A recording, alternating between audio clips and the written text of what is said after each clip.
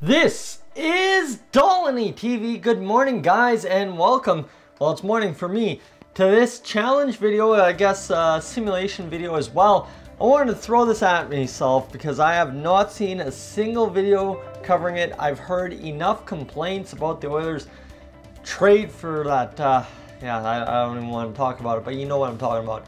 Mathew Barzal. He could have been an Edmonton Oiler. But before we get going any further, I have a challenge for you. I want you guys, if you're new to the channel, hit that subscribe button, hit that like button. Let me know what you guys think of the video in the comments section below. And definitely stick around, stay tuned for more challenges, more pack openings, more everything NHL. So Mathew Barzal will begin on the top line with Milan Lucic and Connor McDavid. We're going to run with that. That's where I see maybe if he played the way he is now and ended up in Edmonton instead of New York, that's where he'd be, possibly. I'm not sure.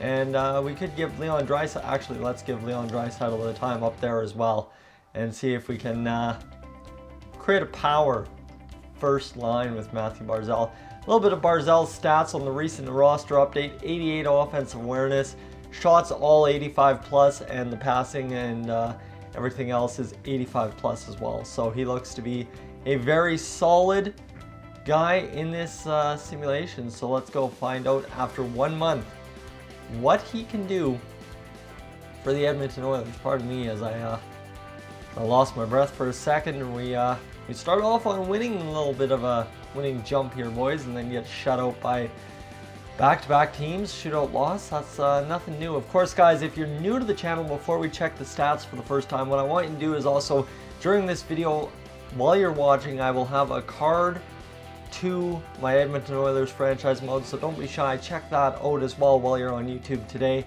and let me know what you think there as well. So the first month goes by. We're 4-7-1 for some god-awful reason. That's absolutely terrible. Ryan Nugent-Hopkins has 8 points in 12 games, Draisaitl 7, McDavid 7, and Mathew Barzal only contributing 5 points in 12 games. Really not heating up or anything.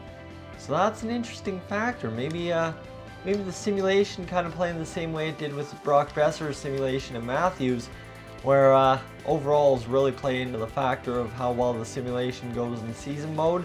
That's what I'm feeling like. I'm not sure. We'll find out.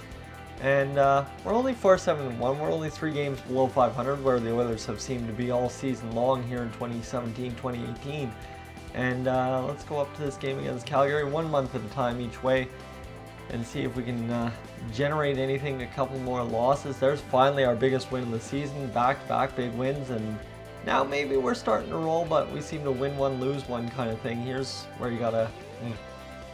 never mind.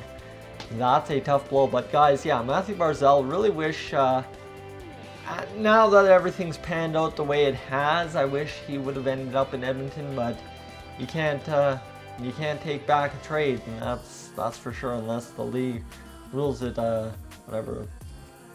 There's a rule around trades that don't seem fair and stuff, but you know, that's it's tough. You can't take it back, and the Oilers may forever be haunted if Barzal ends up in the Western Conference, not with them.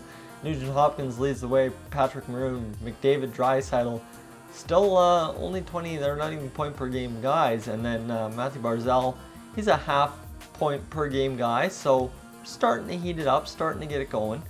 Find out at the end of the simulation if this is actually going to be worth it. I keep hitting the stats. I'm supposed to hit the calendar. I'm so brutal sometimes, boys, it's terrible. Alright, another month. Let's get December out of the way. Let's go up to that LA Kings game, and 3-2 overtime loss, but then we get a win, so we're right back on that track, and finally we're above 500 for the first time all friggin' year. That's awesome. That's huge. And just keep rolling along, and hopefully something will turn. But guys, yeah, another big thing I guess I can talk about the Oilers season so far. It's been pretty brutal. I mean, I watched that Calgary game. Did you guys see that called off goal? Oh my god, that was... I actually had nightmares about my local junior B teams having a couple goals like that called off, and I was raging, just raging in the stands. Got kicked out of a couple games last night in my dream, so little bit of a did you know for you guys this morning. Nugent Hopkins and McDavid dry all with 30 points. You got Maroon, Clefbaum, Lucic, and Barzal finally stepping up. It's coming around. See, he's got that 22 points in 39 games played. Not a bad little pace. And I mean, McDavid and Ryan Nugent-Hopkins getting it done. Leon Draisaitl kind of that nice spread, 13, 17 assists. You know, doing the job effectively, but not too effectively. That's the problem. We need to be more than a point per game. He needs to be at about 90 points at the end of this. Here's the All-Star break. You guys know this January schedule as well as I do, how crappy it was, but that Vegas Golden Knights game, we get a win, as we did, I think we got that win against Buffalo. There's a 7-3 win, and 4-2 loss against the Calgary Flames. Kind of sends us into the All-Star break, and they want to offer us trade Kasperi Kapanen for Patrick Maroon. Unfortunately, we're doing a sim if this Oilers team, as it is, had Mathew Barzal, so we'll keep that away from being accepted at this point. We're 55 points, so all of a sudden we have jumped from 6th all the way to friggin' 3rd, and we have 2 points away from 2nd. So this team may be looking like a contender with Mathew Barzal. 40 points for McDavid, 37 for Draisaitl. Clefbaum's having a hell of a year, 33 points. And you got Mathew Barzal up at 32 as well. So everybody kind of coming along. Lucic, Maroon, 30 points as well. So all of a sudden we were scoring points like crazy, and it was everybody scoring points. So keep that in mind. This team's starting to turn the corner with Mathew Barzal leading the left wing. Let's go find out what we can do up until just past the trade deadline. A 4-1 win against Colorado, then a 3-2 shutout win. So we get 2 more goals in the points column. Nick Holden for Patrick Maroon. No, thank you. I'm good there. Hard pass, hard pass. And a couple of losses. That's okay. We can afford losses at this point of the season because we look like a very, very solid team. Jared McCann for Patrick Maroon. They're just throwing whatever they can at him. And we just keep going along. Mathew Barzal, I'm hoping is getting it done.